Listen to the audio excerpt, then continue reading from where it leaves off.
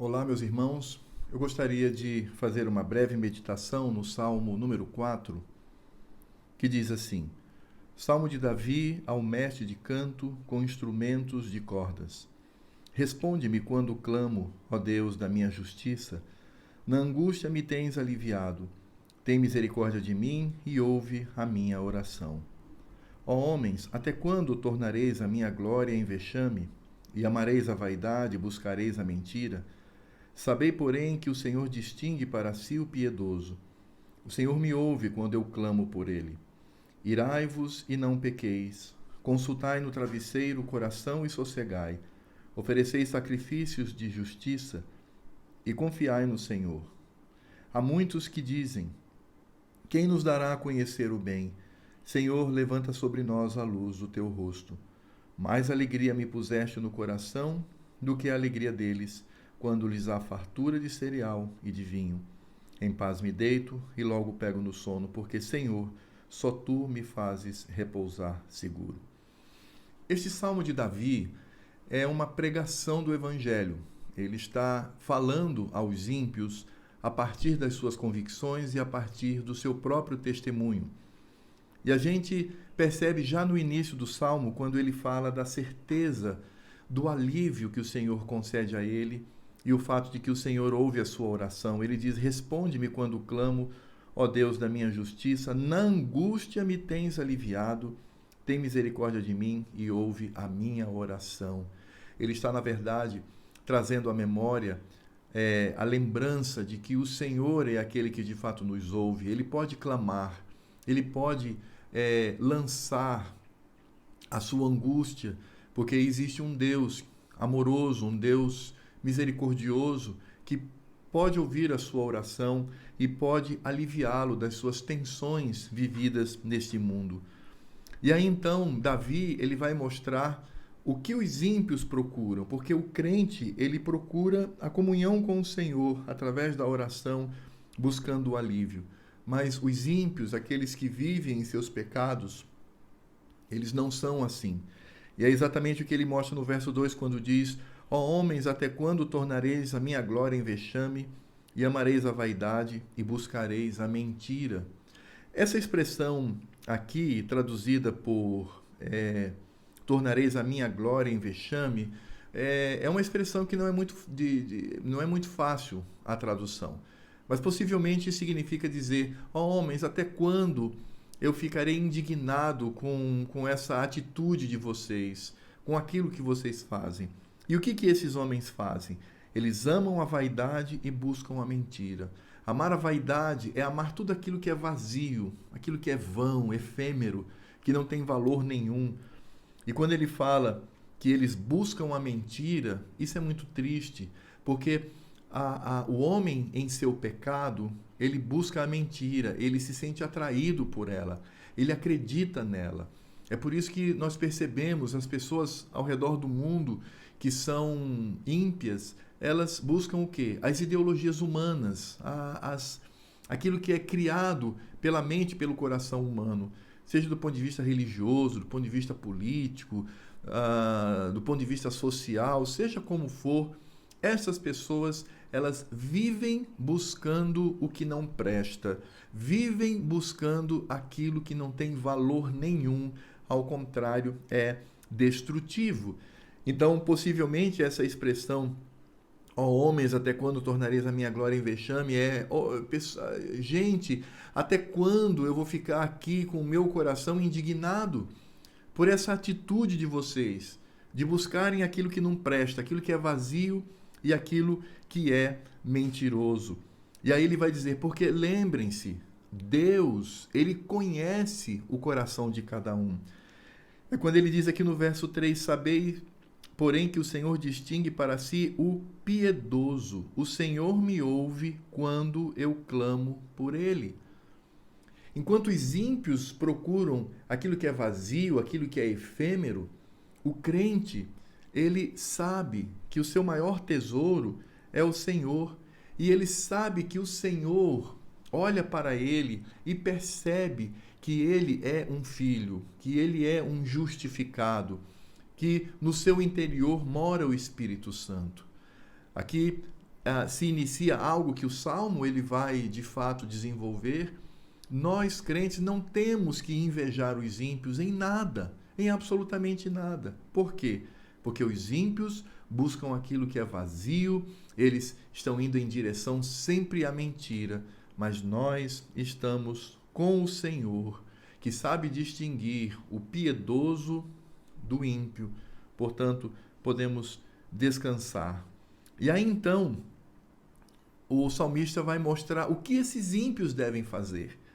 Ou seja, eles devem parar de amar a vaidade, amar aquilo que é vazio e buscar a mentira, e eles devem ter uma outra atitude. E ele começa a fazer isso aqui a partir do verso 4. Em primeiro lugar, esses ímpios devem ter a paz, mas não a paz humana, mas a paz que vem do Senhor. Ele diz: irai-vos e não pequeis, consultai no travesseiro o coração e sossegai. Sim, porque os ímpios eles vivem agitados de um lado para o outro. A sua esperança está somente aqui nessa terra. A sua esperança está baseada em mentiras. E a sua alegria está baseada naquilo que é vazio. Então o salmista diz assim: tenham calma. Ainda que vocês tenham o coração irado, mas não pequem. Não pequem contra o Senhor. E busquem nele, e é claro que aqui está implícito a presença do Senhor, consultai no travesseiro o coração. E ele diz: e sossegai. Para além disso, além de eles buscarem a verdadeira paz, eles devem prestar cultos ao Senhor. É o que está aqui no verso 5. Ofereceis sacrifícios de justiça e confiai no Senhor. Então, em vez de amar aquilo que é vazio e buscar a mentira, eles devem, de fato, buscar a verdade, eles devem cultuar ao Senhor, porque aqui oferecer sacrifício de justiça aponta para o culto no Velho Testamento, o culto que era realizado no tabernáculo e depois de um tempo no tabernáculo, no templo, melhor dizendo. Então, aqui o salmista está dizendo: cultuem ao Senhor, glorifiquem a Ele, busquem a sua presença, atendam à sua santa convocação. E aí então, nesse sentido, ele diz: confiai no Senhor, tenham fé, busquem a Deus. Então estes que, como ele mesmo aqui narra, estes que amavam a vaidade, estes que buscavam a mentira, diz: consulte o seu coração, fique em paz e cultue ao Senhor, confiando nele. E aí então, o salmista vai, nessa sua pregação do Evangelho, ele vai mostrar o nós e eles, ou seja, quem somos e quem eles são. Isso está aqui nos versos 6 e 7, quando ele diz assim: há muitos que dizem, quem nos dará a conhecer o bem? Os ímpios dizem assim: como é que nós vamos conhecer o que é bom? Como é que nós vamos saber que algo não é vazio, mas possui conteúdo sólido? Como é que nós vamos saber que o que estamos buscando não é a mentira, e sim a verdade? E aí o salmista, quando reconhece essa dúvida do ímpio, essa dúvida cruel, porque a sua confiança está baseada nos ídolos, está baseada na religião humana, religião pagã, seja ela ateia, seja ela idólatra, seja ela o que for. Então, quando ele reconhece essa pergunta, quem nos dará a conhecer o bem? A resposta está aqui: Senhor, levanta sobre nós a luz do teu rosto. Enquanto os ímpios estão aí nessa dúvida com relação ao bem, o salmista ele traz à memória a bênção de Arão, a bênção do Senhor. Ele diz: Senhor, abençoa-nos. Essa é a expressão. Senhor, abençoa-nos, porque levantar sobre nós a luz do teu rosto lembra quando o Senhor, lá em Números, determinou como deveria ser a bênção sobre o povo do pacto.